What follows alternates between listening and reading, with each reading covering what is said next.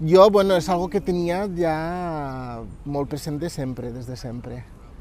I, bueno, al poc temps, a l'any de conèixer-nos, ja ens vam ficar a viure junts a Amposta, i al 2007 ens vam casar i era ja algo que ja anàvem parlant. Ja I a partir de quan ens vam casar va ser quan vam començar a parlar que és quan ja va del tema. sortir la llei d'adopcions i és quan ja ens vam plantejar seriosament el tema d'adoptar.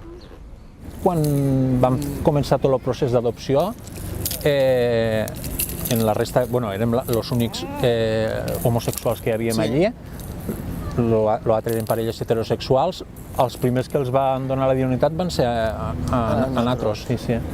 Clar, ja feia molt temps que pensàvem, això no pot tardar molt, però no arribava mai el moment. Eren 5 anys que portàvem ja dient el mateix. Sí, i ens van trucar i ens van dir per telèfon que teníem una nena de 6 mesos. A mi m'interessava fer dels 4 mesos de baixa, 2 mesos sencers i els altres 2 mesos a mitja jornada. Llavors treballava per la tarda i pel matí cuidava la nena. Llavors per la tarda, Rafa, ja estava la nena i així hem estat com a 6 mesos. Bueno, més que figura materna tindrà una referència femenina. Sí, una referència femenina, però bueno, a la família... Sí. Però bueno, per a les iaies, sí. Les germanes. Nosaltres ara formem part d'una associació, que és la FLG, de famílies lesbianes i gais.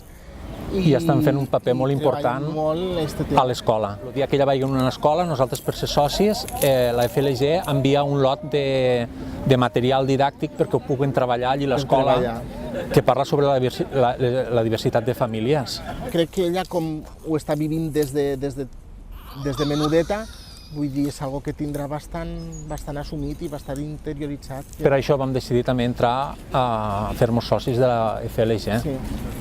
Perquè ella se comencés a moure en nens i nenes que tenen 2 pares o 2 mares. Claro, que no veigués que està sola, diguéssim. I de fet això ens ha anat molt bé a nosaltres també, com a pares, perquè al lloc on vivim, a Amposta, la veritat que no hi ha massa parelles. De fet, són 3 famílies. Sí. Als pobles hi ha molta gent que està dins de l'armari, encara. Sí, molta.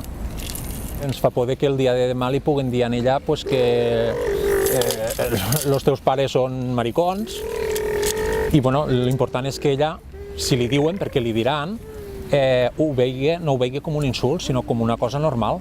Sí, els meus pares són gais i no passa res. I em poden arribar a estimar més que els teus pares, és que...